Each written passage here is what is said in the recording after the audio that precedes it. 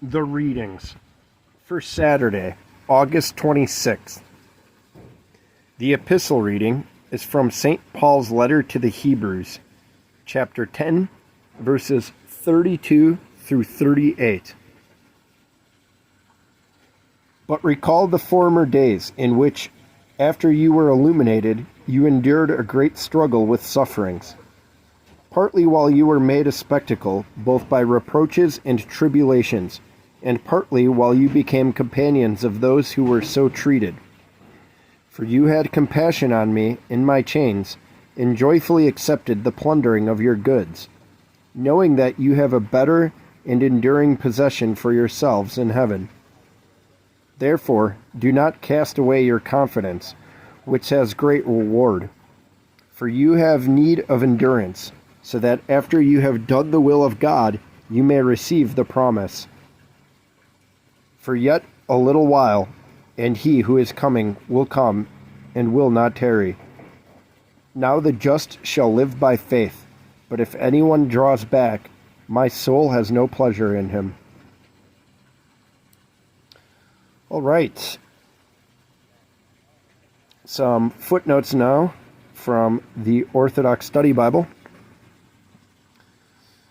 First things first, there's a couple citations here. The very end of this reading is a quote. St. Paul says, for you have need of endurance, so that after you have done the will of God, you may receive the promise. And then he says the promise, quote, for yet a little while, and he who is coming will come and not tarry, to the end of the reading. That is from Habakkuk, chapter 2, verses 3 and 4. And for verse 32, the start of the reading, for the word illuminated, it says illumination or enlightenment refers to baptism. See chapter 6, verse 4, Romans chapter 6, verse 4, and Ephesians chapter 5, verse 14. The Gospel reading is from the book of Matthew, chapter 20, verses 29 through 34.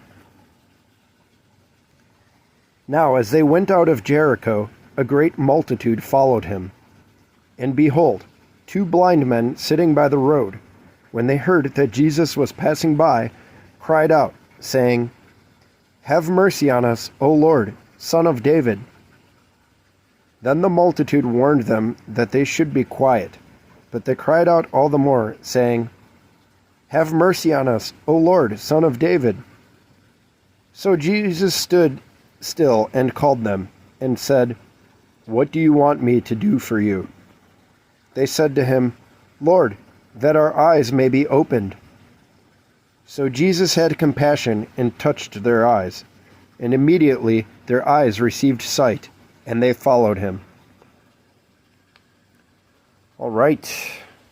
Quick little readings here today, I'm noticing. Let's hit some footnotes from the Orthodox Study Bible. Looks like there's just one for verse 30. It's a substantial one here, though. It says, the 2 blind men greet Jesus as Lord, the common title for God, and Son of David, a title deeply associated with the Messiah. Even though Jesus knows what we want before we ask, he calls us to ask freely so that we might learn of his mercy. The fathers also give a spiritual interpretation to this miracle, with the blind men symbolizing future generations who would come to faith only by hearing, without the benefit of seeing Christ in person. See John chapter 20, verse 29. Those who tried to silence the blind men are persecutors and tyrants, who, in every generation, tried to silence the church. Nevertheless, under persecution, the church all the more confesses Jesus Christ. Well, that is it for today, everybody. Short little day. Reminder once again that we are coming up really fast now on the end of this year. Man, time flies by, right? On one hand, it seems like I started this exercise about like 3 months ago, you know. But then when I think back to like certain periods where the readings were like real long and arduous, like Holy Week, or if I think about like the generations, the reading of all the funny last names, the Sunday before Christmas, man, that just feels like 5 years ago. But nevertheless, we're coming up at the last final few days of doing this liturgical year of gospel readings with the footnotes, or scripture readings. It's not just the gospel. I'm kind of shocked I'm amazed that we didn't read more of the Bible than I thought we would have. You know what I mean? Like, there's a lot of readings here that were repeated, which is fine. The church in her wisdom knows which needs to be emphasized, but you think of every book of the Bible, we barely scratch the surface. Granted, if you attend like a monastery daily, all the Matin services, all the hours services, you're going to be hitting Matin's gospel readings each day. There's a selected psalm for each day. So you'd be diving a little bit more into it than we have, but only just a little bit.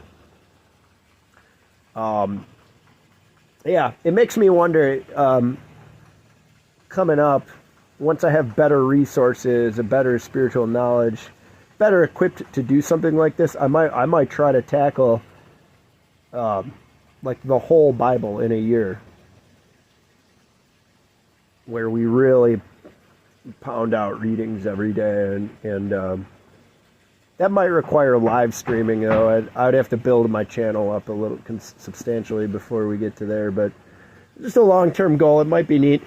In any case, though, this very next year coming up, September 1st, we've got some I've got a couple different selections I want to do for spiritual meditations for each day. I'm kind of leaning towards one over the other, but I'll do a reveal of that on the channel here pretty soon. And those are going to be, no matter which one I go with, those are going to be a lot shorter. If you think about all the footnotes that I'm reading here from the Bible passages and everything, these are just like 1 page each of just spiritual meditation. So should be less of a burden for you guys to follow each day, but it'd also be easier on me. I'm thinking that I'll be able to have a few days recorded out in advance a little bit more frequently. As you guys know, I've tripped up on myself a couple times here with some of these Bible readings where I'm getting them uploaded in the afternoon or evening. My apologies about all that, but yeah, if you guys have made it with me this far into the year, hey, that's awesome. I thank you all for joining me in this exercise. Like I keep saying, this just started as an exercise of humility. I don't read the Bible as often as I should, and I felt like, hey, if I upload it to the world, that'll be some accountability on my end. But if you've been edified with me along the way, that's super awesome. I'm super thankful. Stick with this channel the next few days where we come in and land this airplane, and and pick up something different, change of pace from the Bible. Should be fun. But until then, please keep me a sinner in your prayers, and you guys have a fabulous Saturday and weekend. Take care.